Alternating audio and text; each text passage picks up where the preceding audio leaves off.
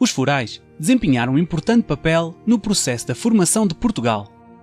Ao longo dos séculos XII e XIII, estes diplomas foram usados como uma ferramenta de incentivo ao povoamento do território e ao seu desenvolvimento económico. Neles eram estabelecidos os termos de fixação das populações numa determinada região. No decorrer dos séculos XIV e XV, surgiram várias queixas da população contra as autoridades locais relativamente às suas falsificações dos forais antigos. A vulnerabilidade destes documentos, escritos em latim, facilitava a corrupção através do aumento de impostos, levando ao despovoamento das localidades. No seguimento das cortes realizadas em Coimbra e Évora, entre 1472 e 73, Dom Afonso V ordenou a recolha destes documentos e a sua comparação com os originais existentes na Torre do Tombo. Os documentos adulterados deveriam ser corrigidos de todas as alterações. Em 1497, Dom Manuel I ordena aos contadores do reino que enviassem das terras de sua jurisdição os documentos que referissem os impostos aí cobrados. O rei pretendia conhecer o vasto património do reino, bem como reformular os forais antigos. Em novembro do mesmo ano, Dom Manuel inicia a reforma, através de inquirições locais, muitas vezes contestada por parte das populações e dos senhores. Para tal, nomeia como oficiais dos forais da corte o cavaleiro Fernão de Pina, que dedicaria 25 anos da sua vida a este trabalho.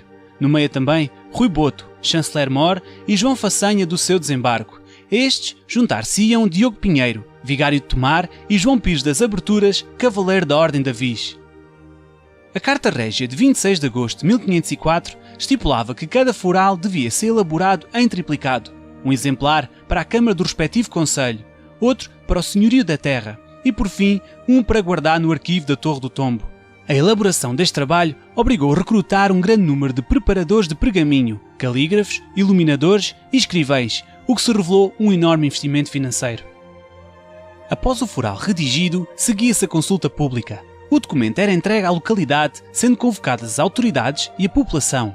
A publicação era feita por um funcionário régio, através da leitura do diploma em voz alta, de modo a que o documento obtivesse força de lei e que todos fossem obrigados a cumprir. Os forais novos foram escritos em português atualizado e deveriam ser suficientemente esclarecedores para evitar más interpretações. Entre 1499 e 1520 foram outorgados mais de 500 forais novos.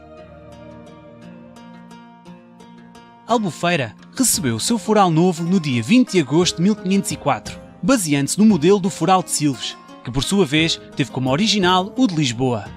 Estes documentos eram escritos em pergaminho, material mais resistente e digno para manuscritos que assumiam uma grande importância para as localidades. Ao observarmos a carta de foral, encontramos o documento revestido em pele ornamentada e com ferragens das armas reais e da esfera armilar. O seu interior é constituído por 65 folhas, todas furadas junto à parte inferior da lombada, de modo a suster o selo real. As folhas apresentam numeração em árabe no canto superior direito e numeração romana ao centro. A redação destes documentos seguia um esquema idêntico entre eles. Na maioria dos casos, os forais começavam pela tabuada, onde se indicavam os capítulos e respectivos fólios, de modo a tornar mais simples a consulta e a localização dos diferentes assuntos. Seguia-se o preâmbulo, onde o rei justificava a sua elaboração com um conjunto de considerações, incluindo a menção do foral antigo. Acredita-se desta forma que a vila de Albufeira já detivesse algum tipo de texto normativo, uma vez que no documento outorgado em 1504 é mencionado um antigo foral doado por Afonso III à vila, entregando a sua jurisdição à Ordem da Viz. A decoração utilizada no frontispício tem como elemento de destaque o escudo com as armas do rei, com 7 castelos e uma coroa. Na indicação do nome do rei, a letra D de Dom encontra-se substituída por uma curiosa representação de uma serpente com asas e cabeça de dragão. Na parte inferior, o texto surge envolvido por diversas iluminuras, com representações florais e inicia-se da seguinte forma: Dom Manuel, para graça de Deus, Rei de Portugal e dos Algarves, de Aquém e de Alemar, em África, Senhor da Guiné e da conquista e navegação e comércio da Etiópia, Arábia, Pérsia e da Índia e etc., a quantos esta nossa carta de foral, dada à nossa honrada vila de Albufeira. Sucedem-se os capítulos que variam de acordo com o contexto de cada localidade. Entre estes dominam as referências aos valores das portagens e isenções que recaíam sobre a enorme variedade de produtos que entravam em Albufeira, com destaque para o pão, os cereais, o azeite, o vinho, os figos e as alfarrobas.